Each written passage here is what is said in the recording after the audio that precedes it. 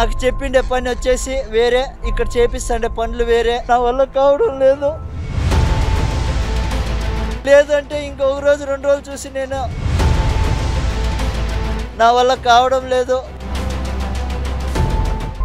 ఉన్న ఊర్లో ఉపాధి లేదనుకున్నాడు. గల్ఫ్ దేశానికి వెళితే 4 రూపాయలు ఎక్కువ సంపాదించే 2 ఆడపిల్లలకు చదువులు చదివించి పెళ్లిళ్లు చేయవచ్చని ఆశపడ్డాడు.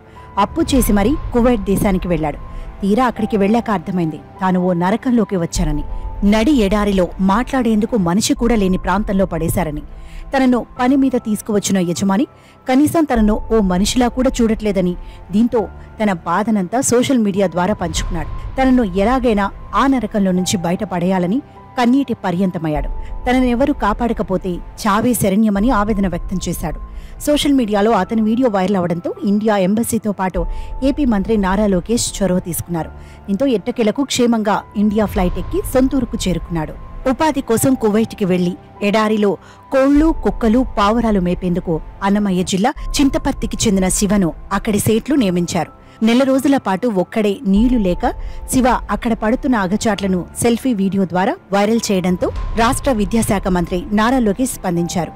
కువైట్లోనే ఎంబసీ అధికారులతో మాట్లాడటంతో పాటు కువైట్లోనే టీడీపీ ఎన్ఆర్ఐలకు సమాచారం అందించారు. దీంతో అక్కడ టీడీపీ ఎన్ఆర్ఐలు శివ ఉన్న ఎడారి ప్రాంతాన్ని కనుగొని అక్కడ సేటుతో మాట్లాడి శివను క్షేమంగా కువైట్లో ఇండియా విమానం ఎక్కించారు. ఇందులో భాగంగా మంగళవారం రాత్రి బెంగళూరుకు చేరుకున్న శివను అతని భార్య శంకరమ్మ, కుమార్తెలు వెన్నెల అక్కున చేర్చుకుని కన్నీటి పర్యంతమయ్యారు. అనంతరం శివ మదనపల్లి మీదుగా స్వగ్రామం చింతపర్తికి చేరుకున్నారు. తనను స్వదేశానికి తీసుకురావడానికి కృషి చేసిన మంత్రి లోకేష్ కి, ఇతర అధికారులకి శివ కృతజ్ఞతలు తెలిపాడు. తాను ఆ నరకం నుంచి బయటపడి మళ్లీ తన కుటుంబాన్ని చూడటం ఎంతో ఆనందంగా ఉందని భావోద్వేగానికి గురయ్యాడు. కువైట్లో కష్టపడుతున్నాను తెలుసుకున్న చిన్న వీడియో సోషల్ మీడియాలో పోస్ట్ చేయంగా అది మన నారా లోకేష్ బాబు గారు చూసి చెల్లించిపోయి మన కువైట్లో ఉన్న ఎన్ఆర్ఐ మన టీడీపీ సభ్యులకి చెప్పడంతో వాళ్ళు కూడా ఎంతో కృషి చేసి ఈ ఇండియాకి నా భార్య బిడ్డల దగ్గరికి చేర్చారు. అదేవిధంగా మన మదనపల్లిలో ఉన్న మన ఎన్ఆర్ఐ గారు నా కుటుంబానికి ఆర్థికంగా సాయం చేసి నా కుటుంబానికి కూడా ఎంతో తోడుగా ఉండి నా కుటుంబానికి సాయం చేశారు.